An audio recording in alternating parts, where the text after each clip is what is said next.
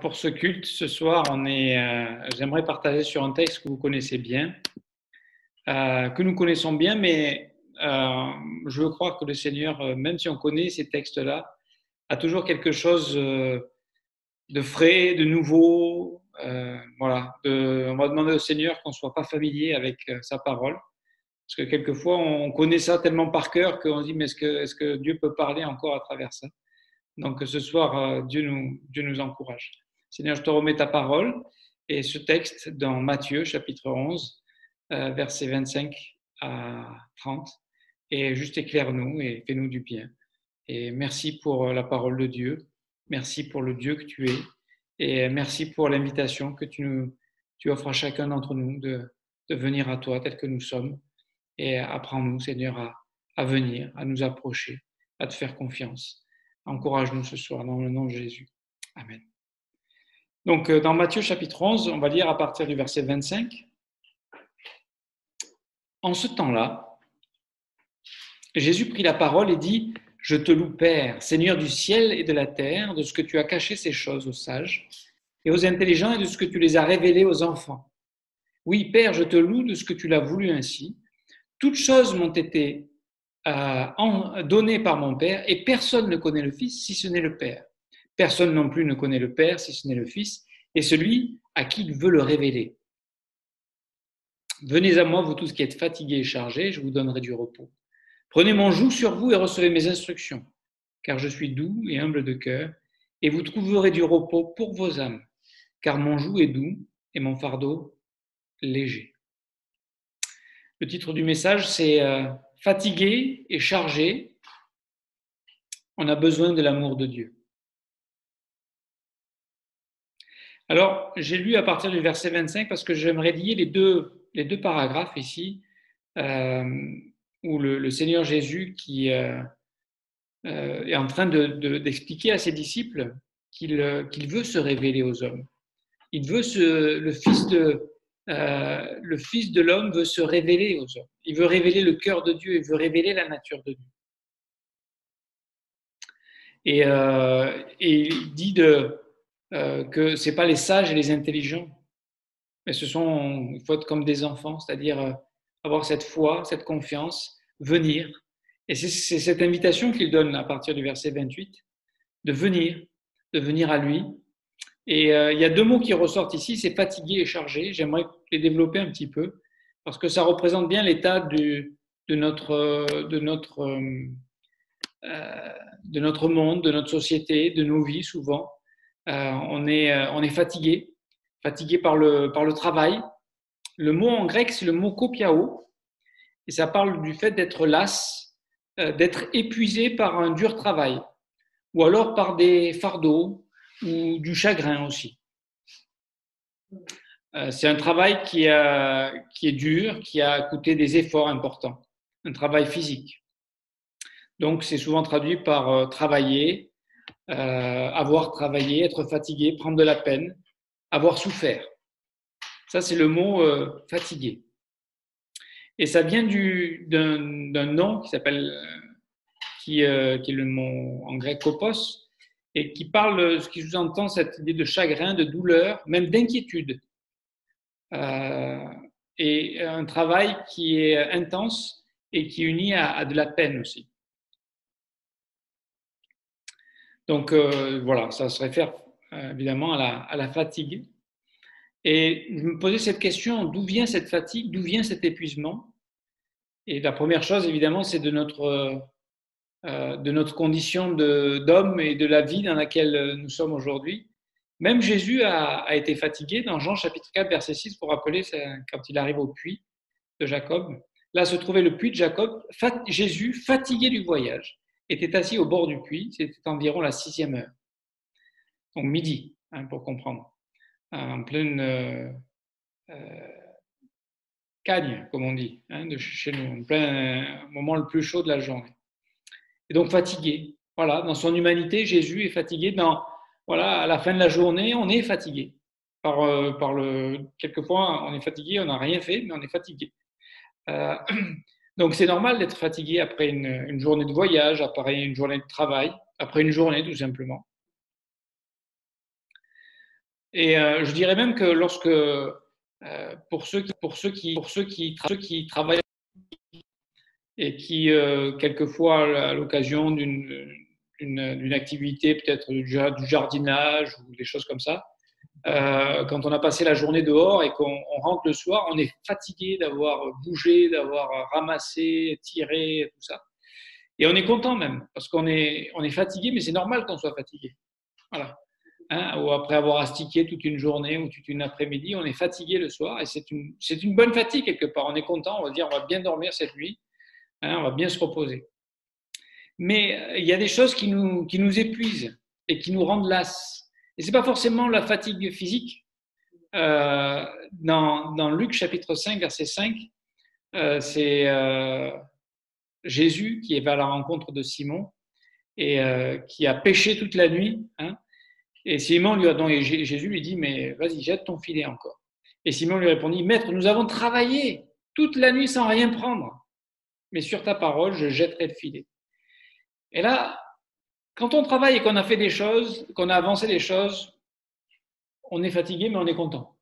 Et quand on travaille et qu'on n'a pas avancé, que notre travail a été vain, que notre travail n'a servi à, ou on a l'impression qu'il n'a servi à rien, ça c'est plus difficile. On a l'impression que, voilà, de ne pas avancer, que notre condition est toujours la même. On s'est épuisé, mais rien n'a bougé. Et ça met pour le moral de l'homme, c'est difficile. Et en fait, c'est notre condition à cause du péché, bien évidemment. On reviendra au texte fondateur de Genèse 3, où au verset 17, c'est Dieu qui parle à Adam, parce qu'il a désobéi, parce qu'il a mangé de l'arbre de la connaissance du bien et du mal. Et il dit à l'homme, puisque tu as écouté la voix de la femme et que tu as mangé de l'arbre au sujet duquel je t'avais donné cet ordre, tu n'en mangeras point, le sol sera maudit à cause de toi. C'est à force de peine que tu en tireras ta nourriture tous les jours de ta vie. Donc cette peine, ce travail, c'est la conséquence du péché d'Adam, la conséquence de cette humanité déchue, de ce monde déchu, parce que parce que le péché d'Adam a entraîné toute la terre et toute l'humanité hein, dans cette déchéance. Verset 18, il te produira des épines et des ronces, et tu mangeras de l'herbe des champs. C'est à la sueur de ton visage que tu mangeras du pain jusqu'à ce que tu retournes dans la terre d'où tu as été pris, car tu es poussière et tu retourneras dans la poussière. Donc on se rend compte que voilà pourquoi on est fatigué, voilà à cause du péché d'Adam, à cause maintenant de la situation. Avant il avait qu'à cueillir les fruits tout ça, maintenant il faut travailler, il y a de la peine, il y a de la sueur, et donc c'est les conséquences du péché qui nous poursuit, qui nous atteint et qui nous donne ce fardeau, hein, cette souffrance, cette lassitude. Et même, ça donne une forme d'inquiétude et de découragement qui peut produire même le fait d'être désabusé par la pénibilité et la vanité de cette vie. Et où est-ce que j'ai entendu cette information dans un message de Pasteur Chaleur dernièrement, où il disait qu'au Japon, je crois que le mois d'octobre, il y a eu plus de morts par suicide que tous les cas de mort par le Covid. Voilà, des gens désabusés, des gens fatigués. Je sais qu'au Japon, ils ont une notion aussi du travail qui est, voilà, ils travaillent 70 heures par semaine, ils sont poussés à la productivité. C'est une autre façon, hein. Chaque culture a son regard vis-à-vis de ça. Et voilà, les gens sont épuisés, las et désabusés. Ils arrivent même à cet acte terrible de se donner la mort. Et dans Romains 8, 22, il est dit, or nous savons que jusqu'à ce jour, la création toute entière soupire et souffre les douleurs de l'enfantement. Et ce n'est pas elle seulement, mais nous aussi qui avons les prémices de l'esprit. Nous aussi, nous soupirons. Et nous-mêmes, en attendant l'adoption et la rédemption de notre corps. Romains 8, 22 et 23. Donc nous-mêmes, bien que nous ayons déjà les prémices de l'esprit, que nous sommes enfants de Dieu, que nous sommes nés de nouveau, même Jésus a été fatigué. Alors, c'était plutôt une fatigue physique du voyage. Il n'avait pas cette fatigue peut-être morale parce qu'il il n'avait pas de péché. Nous, c'est ce qui va nous accabler, c'est ce qui va nous charger d'autant plus. Et on va le voir dans ce deuxième mot. Et donc là, le temps utilisé, c'est le verbe donc de travailler, d'être fatigué, c'est au présent, c'est actif. Donc c'est voilà, c'est notre quotidien, c'est la vie que nous vivons. On se fatigue, on se lasse. Et puis le mot qui suit, c'est chargé. Et là, c'est un parfait passif participe. Ça veut dire quoi? Ça veut dire que on subit cette action, on subit, et c'est quelque chose qui s'est fait dans le passé. Et donc, ça complète ce que je viens de dire par rapport à cette vie et ces conditions que nous vivons, c'est que voilà, on porte le fardeau de nos péchés, les conséquences du péché, la peine du péché. Et là, le mot en grec, c'est le mot fortizo, qui veut dire de placer un fardeau, une charge. Et ce mot est utilisé deux fois, ici dans Matthieu, chapitre 11, et aussi dans Luc, chapitre 11, verset 46, et vous allez comprendre le contexte de cette charge. Et Jésus répondit, malheur à vous aussi, docteurs de la loi, donc ça s'adresse aux pharisiens, hein, parce que vous chargez les hommes de fardeaux difficiles à porter et que vous ne touchez pas vous-même de l'un de vos doigts, et que vous ne touchez pas vous-même de l'un de vos doigts. En plus, en plus du travail de devoir gagner son pain, de devoir remplir son assiette, de se donner un toit, des habits, une sorte, voilà, la vie. En plus, il y a un poids peut-être culturel, religieux, des lois à devoir accomplir, des standards à devoir tenir qui nous chargent.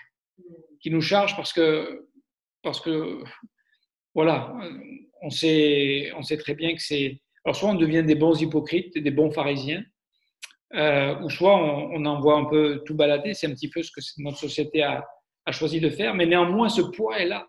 Le poids de la culpabilité, le poids de la honte, le poids de la crainte, de l'inquiétude. Donc voilà, il y a des gens qui sont épuisés et chargés parce que non seulement ils ont le travail à faire, mais en plus ils ont des fardeaux à porter, des choses. Et il faut faire attention que dans notre vie chrétienne, les enseignements de Jésus, le but, c'est pas de nous charger davantage. C'est pas de dire, ah ben maintenant tu as fait ça, mais il va falloir encore en faire plus avec moi. Non, et on va bien comprendre. Ce que Jésus veut, c'est nous libérer, c'est nous délivrer, c'est le repos qu'il veut nous offrir, évidemment.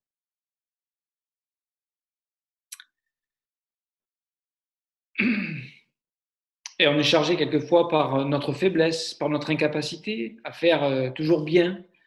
On est fatigué peut-être parce qu'on n'en fait jamais assez.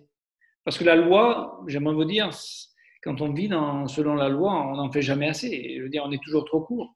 On a bien fait, mais il y a toujours un moment donné où on a peut-être manqué une parole, en acte, en pensée. Donc on est toujours trop court en fait. Donc on est toujours frustré. Non, on a un fardeau qui nous écrase en réalité. Donc ça nous charge d'autant plus. Et Dieu en fait permet ces choses-là. Et son objectif dans ce qu'il permet dans nos vies, c'est pour nous amener au bout de nous-mêmes. Et il veut dire, on est quand même costaud, on a de la résistance. Et l'homme essaye, et par orgueil, par arrogance, par fierté. Il essaye. Et ça demande quelque part un brisement et le travail de Dieu dans le cœur pour qu'humblement on reconnaisse qu'on n'y arrive pas. Et là, ce qui est merveilleux avec notre Dieu, c'est qu'il n'y a pas d'accusation, il n'y a pas de condamnation. On a besoin de reconnaître qu'on n'y arrive pas. On ne peut pas. Voilà. On a les conséquences du péché, on est dans un monde déchu, on souffre les douleurs de l'enfantement, on est pécheurs nous-mêmes, le monde autour de nous est dur et méchant. Donc, ne nous laissons pas gagner par le découragement, par la peine, par la vanité ou la frustration. Alors, que nous propose Jésus? Parce que ça, c'est l'état du monde aujourd'hui, n'est-ce pas? Fatigué, las, chargé. Et En plus, même la religion vient t'en remettre une couche dessus. Donc déjà, tu as du mal à respirer et là, la loi vient te remettre une couche dessus. Donc la proposition, elle est simple. Ça commence par venez. Venez à moi. Hein, venir à Jésus. Venir à la vie. Venir au Sauveur. Venir au Seigneur. Venir. Ça, c'est notre choix. Ça, c'est notre invitation. C'est un impératif. Venez. Et il n'y a même pas de temps ni de mode qui sont mentionnés ici. C'est intemporel. C'est venez. Tu entends, viens. Tu entends la voix de Jésus, c'est viens. Viens à moi. Viens à moi, mon enfant. Viens tel que tu es. Viens. Je suis celui qui peut te donner le repos dont tu as besoin. Et on est à la recherche de ce repos. On est à la recherche. Et ce monde pense que voilà, les distractions, voilà, la recherche du plaisir, ça va nous donner le repos. Non, non, non, non. Il n'y a que Jésus qui peut nous donner ce repos. C'est le repos de l'âme, du psyché, de notre âme. Il y a 5 parties, hein, de nos pensées, de nos émotions, de notre volonté, de notre conscience. C'est la paix dans tous ces domaines-là, la paix avec Dieu, le repos, nous décharger de la crainte et de l'inquiétude. C'est le projet de Dieu. Et l'objectif du repos, c'est de cesser l'activité pour reprendre des forces. C'est être tranquille, être calme, être dans une attente patiente. Ça, c'est le repos. Et on trouve ce repos vis-à-vis de tout ce après quoi on courait et qui nous étouffait et qui nous étreignait, mais on trouve ce repos par rapport à la vanité de notre travail et la frustration de se sentir peut-être inutile ou inadéquate. On trouve ce repos face à la dureté du monde dans lequel nous vivons qui est cruel, qui est méchant. Le monde du travail est difficile. Le monde, à l'école, souvent les relations sont difficiles entre les élèves, même dans une famille aujourd'hui. Quand on voit des publicités, mon épouse me faisait remarquer ça, où on voit dans une famille, hein, dans le cadre de la famille, des enfants qui sont battus ou une femme qui est battue. C'est tragique, ça devrait être l'endroit le plus sûr, l'endroit où on soit le mieux, et aujourd'hui c'est un endroit où des femmes meurent, où des enfants sont martyrisés, tragiquement. Donc on est, voilà, comprenez que tout ça, ça s'ajoute à la fatigue, à la lassitude. Un monde qui est intéressé par l'argent, qui court après l'argent par maman, n'est-ce pas? Il adore maman. Donc on fonctionne à l'intéressement, à la productivité, ce qui va donner dans les relations, évidemment, des difficultés. Et souvent aujourd'hui, on n'a plus de gentillesse dans nos rapports les uns avec les autres. C'est tout de suite, on monte le ton, on s'insulte, des coups de poignard dans le dos, on parle les uns contre les autres. Et au travail, souvent, c'est ce qui est le plus difficile, c'est les relations entre les différentes personnes. Il y en a toujours un ou deux qui ne font rien et les autres qui font tout. Enfin voilà. Ou alors après, il y a des magouilles, la malhonnêteté. Donc c'est très compliqué. Très compliqué. Et puis on est dans un monde où il n'y a pas de miséricorde, hein, pas de seconde chance. Hein. Si tu échoues, tu es marqué, tu es mis au pilori. Hein. Il y en a un derrière toi qui va prendre ta place. Donc t'inquiète, on n'a pas besoin de toi. Il y a un monde aussi, il n'y a pas d'écoute, on n'a pas le temps, il faut le rendement. Et un monde où il n'y a pas d'amour, c'est chacun pour soi. Alors face à ça, on a besoin vraiment de repos, n'est-ce pas? Et ce repos-là, c'est que le Seigneur Jésus qui peut nous l'offrir. Et il veut nous l'offrir. Il l'a préparé. Il veut nous révéler. Il veut nous révéler sa personne. Si simplement on veut bien venir. C'est ça la question. Où est-ce qu'on va trouver notre repos? En qui va-t-on trouver notre repos? En quoi va-t-on trouver notre repos? Et ce n'est pas une chose, c'est une personne seule qui peut nous offrir ce repos. Donc, c'est lui qui va nous donner une solution face à la vanité de cette vie. Parce que ça nous mine à l'intérieur et ça nous épuise et ça nous détruit, ça nous ronge tout simplement. Alors, j'aimerais vous dire, quand on vient à Jésus, quel repos. Quel repos lorsqu'on trouve le salut en Jésus-Christ. hein, quel avenir tout d'un coup, on est déchargé de la crainte de la mort, on est déchargé de ne pas être à la hauteur, on est déchargé du fardeau du péché parce que Jésus nous a délivrés de l'esclavage du péché. On est déchargé parce qu'on découvre qu'il a fait l'œuvre avant nous et qu'il a fait l'œuvre pour nous. Et que maintenant on peut rentrer dans son repos. Et c'est ce qu'il nous invite à faire dans Hébreux chapitre 4 de aujourd'hui. Aujourd'hui, c'est le jour où on peut entrer dans le repos de Dieu, on peut venir à Christ et se reposer dans son salut parfait. Ça ne veut pas dire de rester inactif, mais il n'y a plus cette tension, il n'y a plus cette pression, il n'y a plus cette accusation, il n'y a plus cette condamnation qui pèse sur nous. Parce que lui seul nous a redonné notre dignité, une fois pour toutes. Il nous a donné une place auprès de lui, dans son corps, dans son Église, en tant que membre en particulier, un membre unique. Dans 1 Corinthiens chapitre 12, verset 27, il dit « Vous êtes le corps de Christ, vous êtes ses membres, chacun pour sa part. » Et j'aimerais vous dire que chacun qui est invité, chacun qui répond, et chacun qui devient enfant de Dieu et qui devient membre du corps de Christ, il est un membre à part entière, il est un membre unique, il est un membre que personne ne peut remplacer et que personne ne remplacera. Dans Éphésiens chapitre 2, verset 19, il dit ici « Ainsi donc, vous n'êtes plus des étrangers ni des gens du dehors, mais vous êtes concitoyens des saints, gens de la maison de Dieu. » Voilà ce qu'il a fait de nous. Voilà ce qui nous donne du repos. C'est que maintenant, on a un passeport céleste. On est citoyen, concitoyen des saints, carrément. On est enfin arrivé, on est enfin accepté, on est enfin aimé, on est enfin choyé. Ça, c'est l'amour de Dieu pour nous. Et ça, c'est quelque chose de merveilleux. Ensuite, quand on avance un petit peu dans le texte, dans Matthieu, je vais reprendre ma Bible. Matthieu chapitre 11. Venez à moi, vous tous qui êtes fatigués et chargés, je vous donnerai du repos. Prenez mon joug. Alors c'est là que c'est paradoxal. C'est qu'on est déjà fatigué et chargé, il nous demande en plus de prendre son joug. On va le développer un peu plus loin. Prenez mon joug sur vous et recevez mes instructions, car je suis doux et humble de cœur. On va s'arrêter sur son humilité, sur sa douceur.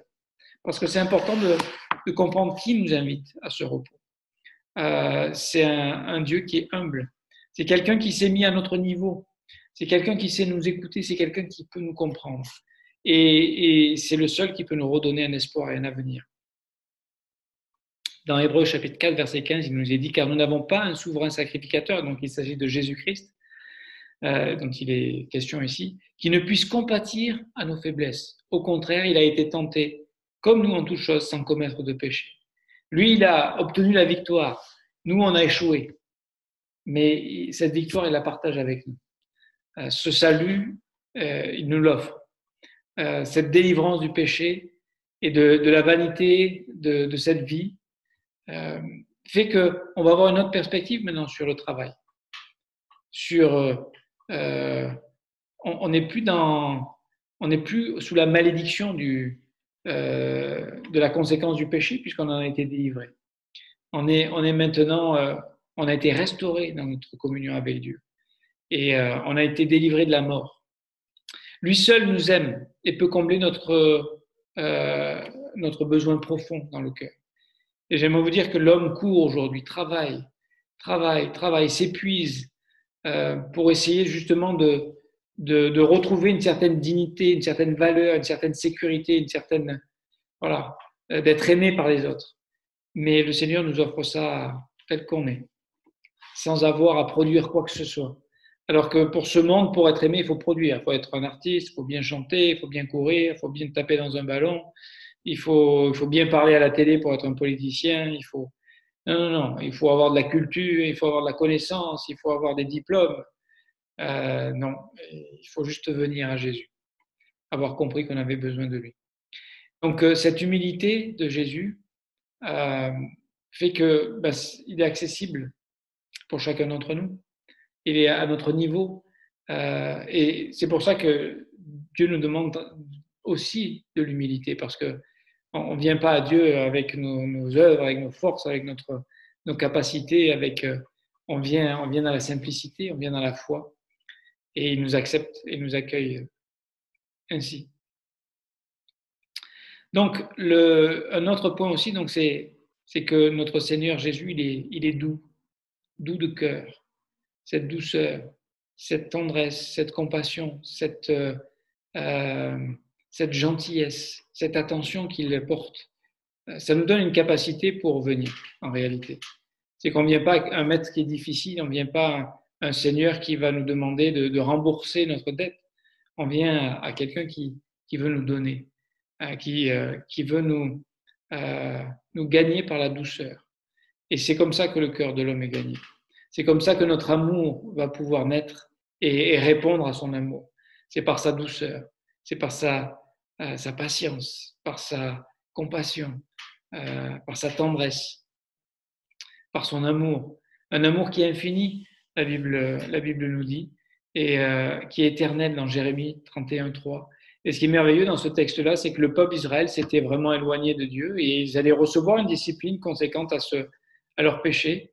Mais ça n'empêchait pas Dieu, et c'est pour ça que je donne de l'espoir à chacun d'entre nous, c'est que quelquefois on peut s'éloigner, on peut prendre des distances, mais ça n'empêche pas Dieu de continuer de nous aimer et d'avoir son plan pour nous restaurer et nous ramener et nous offrir ce repos et nous aider. En fait, ce repos, c'est pour nous. J'écoutais aussi dans un message de Pasteur Chaleur cette semaine, je pense, et il parlait d'un texte dans Job, chapitre 35, qui est très intéressant. Je vais vous le lire parce que ça vient là, et je pense que ça va avec.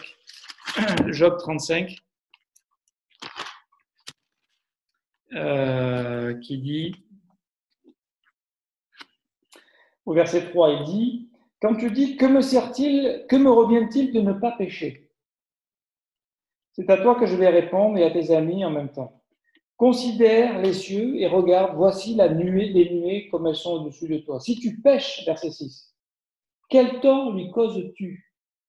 Et quand tes péchés se multiplient, que lui fais-tu ? » Et c'est vrai que c'est intéressant de considérer ça. Quand tu pèches, c'est à toi que tu fais du mal. C'est à ton prochain que tu fais du mal. Mais Dieu est toujours sur son trône. Dieu, lui, il ne change pas, il est le même.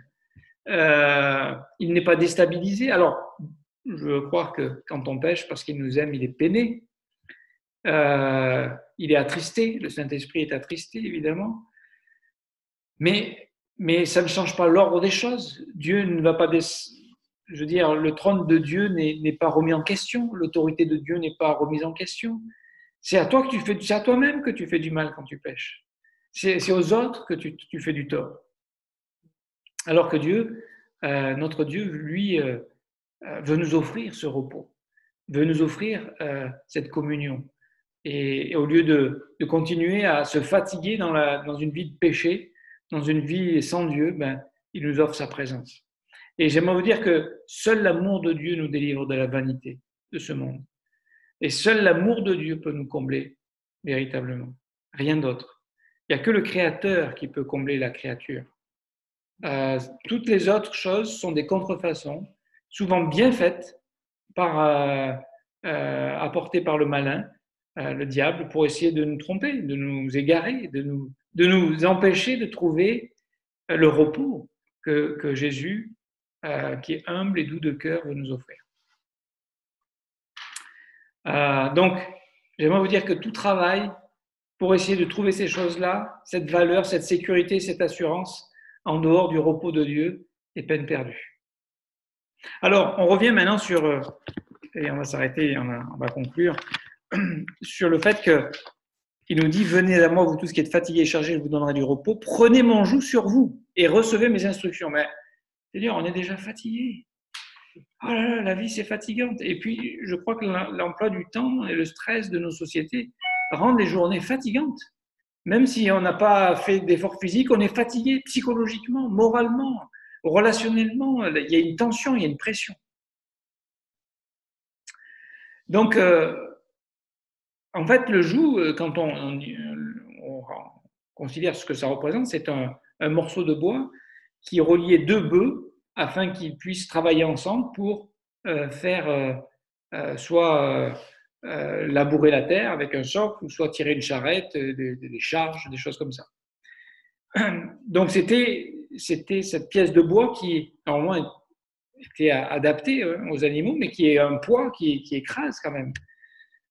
Et donc ce joug, ce qui est merveilleux, et c'est précisé dans le texte, il lui dit au verset 30, car mon joug est doux et mon fardeau léger. Jésus n'impose pas ce joug. Jésus nous invite à le prendre.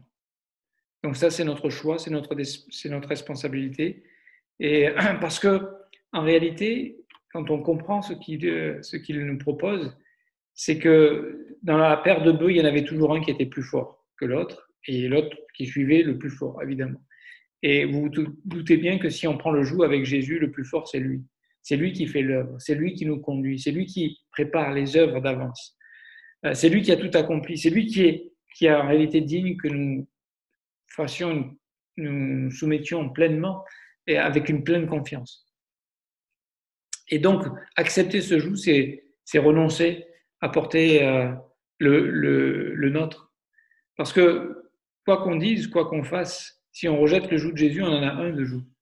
Le joug de notre culture, le joug de notre éducation, le joug de nos standards, le joug de ce qu'on voudrait faire, ce qu'on voudrait devenir, le joug de s'améliorer, qui est plus dur. C'est pas un joug qui est doux, c'est pas un joug qui est léger, c'est un joug qui est dur parce que c'est un joug qui est humain. Ce joug-là, le joug de Jésus, c'est un joug qui est divin. Et donc, pourquoi il nous propose ce joug? C'est justement pour qu'on tourne la page sur cette façon de vivre et de travailler, de s'épuiser. Parce que si nous restons sous nos jougs, on sera toujours insatiable. Voilà, on n'y arrivera jamais. Alors qu'on peut trouver la liberté et la sécurité dans son amour. Et ça, c'est cette tranquillité du salut, c'est cette assurance dans son caractère.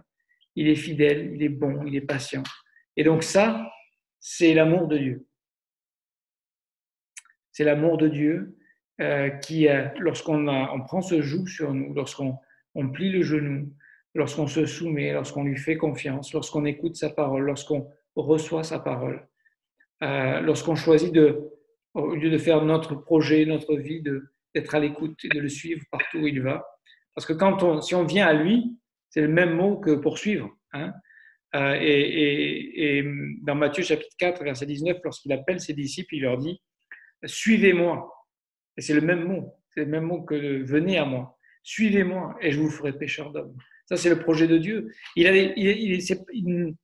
Ce joug-là, c'est pas pour rester passif. C'est pas pour ne plus rien faire. Ce joug-là, c'est pour entrer dans des projets éternels, pour un travail qui va porter un fruit éternel. Ce joug-là, c'est pour nous libérer, pour nous affranchir et pour nous offrir la possibilité de connaître Jésus, d'être instruit. Parce que l'objectif, c'est venez à moi, prenez mon joug sur vous et recevez mes instructions. C'est-à-dire que l'attitude de cœur maintenant de soumission, de confiance, on peut maintenant recevoir Christ. On peut maintenant recevoir la parole. On peut apprendre de lui. On peut devenir mathétès, disciple. D'accord? Alors que les instructions, c'est mathété. Et mathétès, c'est celui qui reçoit les instructions, tout simplement. C'est celui qui suit. C'est celui qui vient. C'est celui qui écoute. C'est celui qui reste sous ce joug, même si quelquefois il peut paraître inconfortable. Soyons honnêtes. Quelquefois, on ne comprend pas toujours ce que Dieu fait. Mais on continue de lui faire confiance. Et qu'est-ce que Dieu nous propose maintenant? De travailler avec lui. Et c'est plus le travail dans lequel ce monde court, après lequel ce monde court, de s'enrichir pour une gloire futile et vaine. Et ce travail, il n'est pas pénible, il n'est pas difficile mentalement. Physiquement, on peut être fatigué de voyager, d'aller, de visiter, de prendre soin, de prêcher, de partager, d'aimer les gens, de donner, de servir. Mais on est en communion avec Dieu, c'est la vie de Dieu. C'est l'amour de Dieu qui nous motive. Et on n'est plus dans la crainte d'obtenir quelque chose. d'atteindre quelque chose. On est en crise déjà. C'est pour ça que c'est léger. C'est pour ça que son fardeau, il n'est pas lourd. C'est pas. Vous savez, le monde souvent motive les gens par la culpabilité ou par la crainte. La motivation de Dieu, c'est par l'amour. C'est ce qui nous change. Alors pourquoi travaillons-nous? Dans Jean 6, 27, alors ce n'est pas le même mot. En grec, c'est le mot ergazomai. Mais voici ce qu'il est dit. Travaillez non pour la nourriture qui périt, mais pour celle qui subsiste pour la vie éternelle et que le Fils de l'homme vous donnera. Car c'est lui que le Père, que Dieu a marqué de son sceau. Donc, il n'y a que lui qui est digne de ce joug qu'il nous offre. Voilà. Et il est bientôt l'heure, donc je vais m'arrêter là. Mais juste pour un dernier mot peut-être. Le fait de travailler ensemble avec le Seigneur et de travailler ensemble les uns avec les autres. C'est dans Jean chapitre 4, verset 31, où il est dit « Pendant ce temps, les disciples le pressaient de manger, disant « Rabbi, mange !» Mais il leur dit « J'ai à manger une nourriture que vous ne connaissez pas. » Les disciples se disaient donc les uns aux autres « Quelqu'un lui aurait-il apporté à manger ?» Jésus leur dit « Ma nourriture est de faire la volonté de celui qui m'a envoyé et d'accomplir son œuvre. » Ça, c'est une nourriture pour nous aussi. Et cette nourriture nous donne l'énergie pour faire le travail que Dieu nous propose. Donc, en faisant l'œuvre, la foi, la vie de Dieu, les instructions de Dieu deviennent source de vie et énergie pour nous de vivre ces choses-là. Et les fruits que Dieu nous donne nous remplissent de joie et de force. Verset 35. Ne dites-vous pas qu'il y a encore 4 mois jusqu'à la moisson? Voici, je vous le dis, levez les yeux et regardez les champs qui déjà blanchissent pour la moisson. Celui qui moissonne reçoit un salaire et amasse des fruits pour la vie éternelle, afin que celui qui sème et celui qui moissonne se réjouissent ensemble. Car en ceci, ce qu'on dit est vrai. Autre est celui qui sème et autre est celui qui moissonne. Verset 38, celui qui nous intéresse. Je vous ai envoyé moissonner ce que vous n'avez pas travaillé. D'autres ont travaillé et vous êtes entrés dans leur travail. Et j'aimerais vous dire que le travail ensemble. Certains moissonnent, certains sèment. Quelquefois, on ne voit pas toujours le fruit de ce qu'on a semé, du travail qu'on a fait. Mais tôt ou tard, un jour, et je terminerai avec ce verset dans Apocalypse 14, verset 13, il dit « Et j'entendis du ciel une voix qui disait « Écris, heureux dès à présent les morts qui meurent dans le Seigneur, de ceux qui sont morts et qui ont embrassé ce joug et qui ont gardé ce joug, qui sont restés attachés à Jésus-Christ. Oui, dit l'Esprit, afin qu'ils se reposent de leurs travaux, car leurs œuvres les suivent. » Wow. De la vanité de ce monde, de ce travail qui nous épuise, maintenant on est rentré dans la plénitude d'une vie qui a des œuvres qui vont les suivre jusque dans l'éternité. Voilà l'intérêt de venir à Jésus. C'est qu'on transforme ce monde et cette vie ici-bas, on peut déjà expérimenter la vie éternelle. Et on peut déjà, Jésus veut qu'on ait des fruits, qu'on porte du fruit, beaucoup de fruits, et même un fruit qui demeure éternellement. Parce que c'est les œuvres qu'il a préparées d'avance. Et quand on est attaché à son joug, eh bien c'est ces œuvres-là dans lesquelles il va nous conduire. Et j'aimerais vous dire qu'on sera peut-être fatigué, mais pas psychologiquement, pas moralement, on sera fatigué parce que voilà, on est des êtres humains et que Dieu le savait, et c'est pour ça que tous les soirs le soleil se couche et on peut aller se reposer et dormir. D'accord? Et Dieu nous renouvelle et la miséricorde est nouvelle demain matin et ses compassions se renouvellent et c'est une nouvelle journée. Et voilà, et ça va passer très vite jusqu'à ce qu'on soit avec lui et qu'on se repose de tous ses travaux et nos œuvres vont nous suivre. C'est pas une bonne nouvelle ça? Voilà.